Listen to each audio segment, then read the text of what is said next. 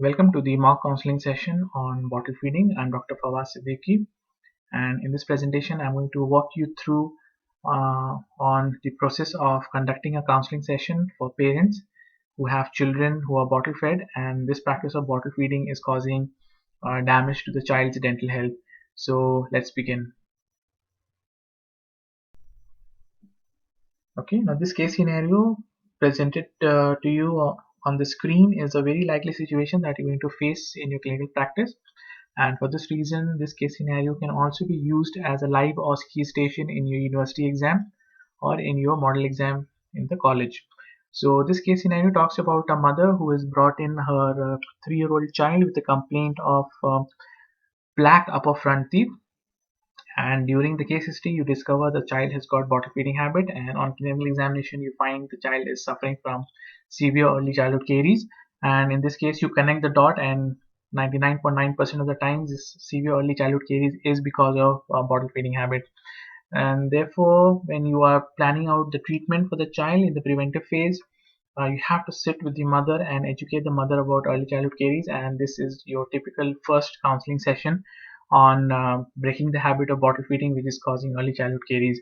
So if this case scenario is presented to you as part of your live OSCE, you will be asked to demonstrate how you will conduct the counseling session with the actor in the next station. So there will be actor sitting in the live station who will be acting as a mother, and you have to assume that she's a mother of the child, and then you have to sit and you have to do conduct the counseling session with her.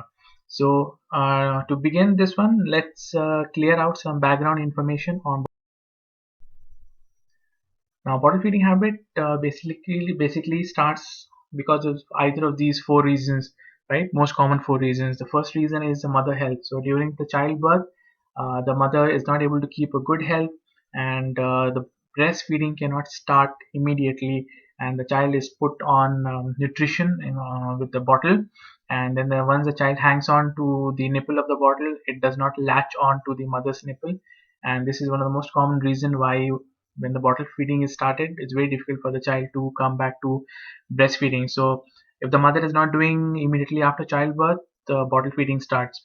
Or when the child is born, maybe the child is premature or a very low birth weight child, and he has to be given additional nutrition in form of concentrated nutrients, and in this case the bottle feeding starts to maintain the child's normal growth and development. The third one is the absence of the mothers. Maybe during childbirth the mother passes away, and then the bottle feeding is started for the child to ensure the nutrition is passed on to the child for normal growth and development. Or otherwise, the fourth reason is that when the child is born, he's put on the breast, he's put on bottle feeding, and the mother is working, so she's not at home to take care of the child, and the caretaker is there, and of course the easiest would be to bottle feed the child for the caretaker.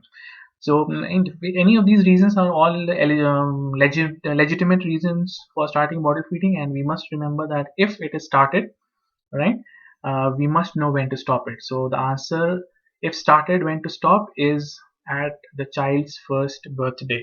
So it should not, the bottle feeding should not continue more than 12 months of age, should not continue more than 1 year of age. So when the child is able to sit by himself or herself, the sippy cup should be introduced, and the child must be given sippy cups to feed on. And as health care professionals, we always promote breastfeeding. Okay, and we never ever promote bottle feeding as in normal circumstances. But of course we can have situations where the bottle feeding is the only way out, and then we, if started, we must end it when the child before the child attains 1 year of age. Okay, and the other thing that we must remember is that the bottle feeding is not exclusively with milk, right? So if you give plain milk to the child in the bottle and the child falls asleep, right, maybe in the afternoon nap or at night, and the milk pools in the mouth, right, the bacteria has all the time in the world to use the sugar in the milk for metabolism, for its own metabolism, and the byproduct form is one of these acids which demineralizes the enamel. So the plain milk contains lactose, and lactose can be metabolized, or if you add honey to the milk, the fructose in the honey, it can also be metabolized by the bacteria to produce acid. Or if you add white sugar to the milk to make it sweet for the child, again the sucrose is metabolized by the streptococcus mutans in the mouth. And anything that you sweeten thing you add into the milk, and there's a pooling of the liquid in the mouth of the child, it will cause caries. So maybe fruit juices, soft drinks, beverages, everything and everything, right? So don't think that's only the milk that is causing the problem, but most of the time it is the milk which is causing the problem, right? So we promote breastfeeding, we never promote bottle feeding, and if it is start for any reason, it must stop by the age of 1 year, because at that age the child is able to sit by himself or herself, and that is the time when you start sippy cups for feeding the child. So when you're faced with a problem where you have to counsel the mother on the effects of bottle feeding, then you must follow the 5 counseling the steps in counseling process. And the first is the establishment of rapport with the parent. So smile, show some empathy, right? Show some concern for the child's health. The parents must feel warmth from your concern, and then they will like to open up. So once they open up, the next step for you is to assess the problem. When you assess the problem, that there may be two kinds of problem. One is the child is addicted to the bottle, so he doesn't fall asleep without the bottle, and the mother has to give milk in the bottle to make the child sleep. Or there could be another problem where the child is undernourished and he has to be frequently fed, and this is the reason why the mother has to frequently feed the child, and then most of the time the child falls asleep with the bottle in the mouth. So these are the two problems that can arise. So you need to ask the right kind of questions to differentiate between these two problems, because the advices that you give will be different for both of them. Okay, so once you find out this is the problem by asking the relevant questions, how many times, when, and what do you put into the bottle, is it milk or milk with sugar or Pepsi Cola or fruit, you have to ask all of these to come to the exact problem. So once you discover the problem, you set a goal to achieve for the mother. So you have to set some small goals for the mothers to achieve, right? And these goals we will discuss when you're offering suggestions, but this is the time when you have to ask the mother to take some positive steps, some small steps towards the better dental health of the child. So the next step is you have to offer suggestions. So the situation number one, where we talked about the child is addicted to the bottle, and it's not the milk in the bottle but actually the nipple of the bottle which comforts the child and he needs it to go to sleep. And in this cases the mother gives the milk and the child falls asleep. So in this cases you have to give some advices, something like start diluting the milk very gradually, right? So the milk is replaced by water over a period of 3 months or 4 months.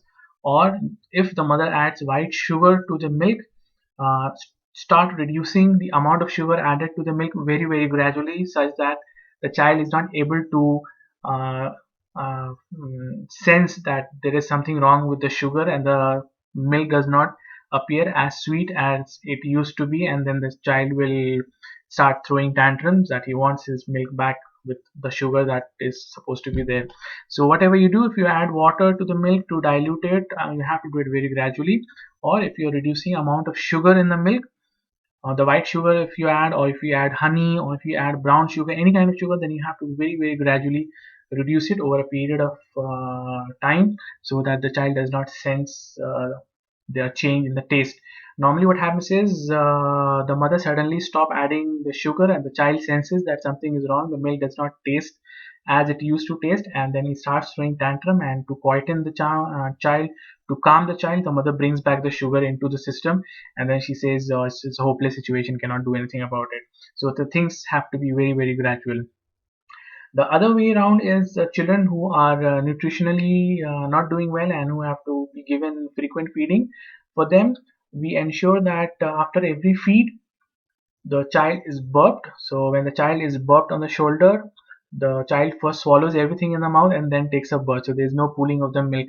Or if the child falls asleep, you take out the milk bottle and give another bottle which contains water. So the child will suckle on the bottle with the water, and he will sip the water in, the milk will be swallowed, the water will be swallowed, and the child will suddenly realize it's not milk, and he will try to push the nipple out of the mouth. So there are a lot of situations, there are a lot of things that you can suggest, which basically tries to avoid pooling of milk in the mouth. So it could be anything. So if you come across a very good suggestion from someone, then you might want to give it to the parents. So there is no hard and fast rule that this works all the time. So you'll suddenly discover that some things work for some parents and some things don't work for some parents.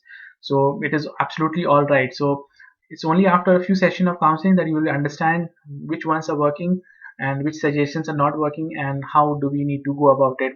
So be open to what the parent has to say and give them some doable advices with the intention of stopping the pooling of milk in the mouth. Okay, so once you have provided with the suggestions and you've already set the goals, a typical example would be if the mother is giving plain milk to this child, so you ask the mother to start diluting the milk in the bottle by 10 ml every week. Okay, so 10 ml every week. So if the child is having 100 ml of milk at a time, and if you add and start adding 10 ml of milk to that, so by 10 weeks, that is about 2 months time, the child will be drinking milk and he will not realize he will be drinking water instead of the milk in the bottle. So this dilution will happen. So you ask a mother that you set a goal like this, and then you have to do periodic evaluation. So when the mother comes back, say after a week or two, you ask her how things are moving and how is the child adapting, and then you will certainly discover this diluting thing is not working for the child. The child has got a good taste, and he's not accepting the milk and he's giving sleepless night to the mother. Then you need to go back to do something else, like maybe burp the child, or you have to turn the child over from his one side to another so he becomes conscious and then he swallows whatever is in the mouth, or he tries to spit out whatever is there in the mouth and the milk comes out, or try to give a sip of water, or just touch the cheek of the child to initiate the suckling reflex, and the child will swallow whatever is there in the mouth. So the things like this you have to keep advising.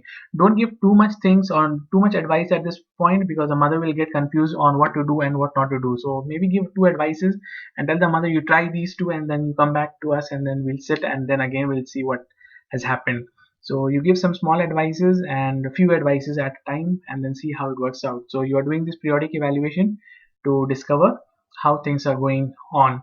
Most of the time, you will be faced with some situations when you're assessing the problems, you will come across something which you never knew before.